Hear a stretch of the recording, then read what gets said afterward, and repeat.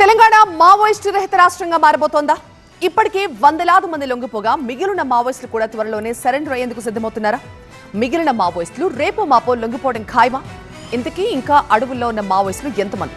వాళ్లు లొంగిపోయేందుకు తెలంగాణ పోలీసులు ఎలాంటి యాక్షన్ ప్లాన్ అమలు చేయబోతున్నారు?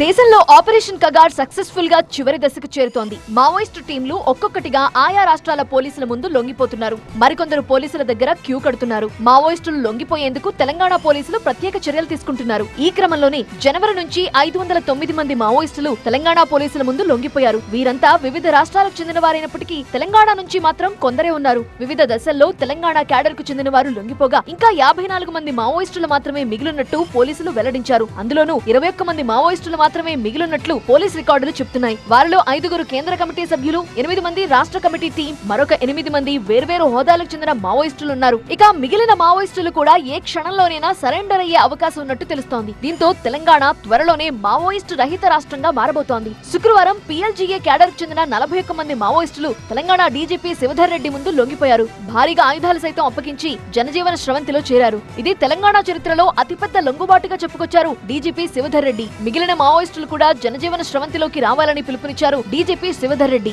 తెలంగాణ ప్రభుత్వం తరపు నుంచి, తెలంగాణ పోలీస్ తరపు నుంచి మరొకసారి ఓపెన్ ఆఫర్ ఇస్తున్నాము. వాళ్ళు ఎంత ఫాస్ట్ గా వీలైతే అంత ఫాస్ట్ గా బయటకు రావచ్చు. పోలీసుల ముందు వాళ్ళ ఆత్మసమర్పణ చేసుకోవచ్చు, ప్రభుత్వం ముందు లొంగిపోవచ్చు.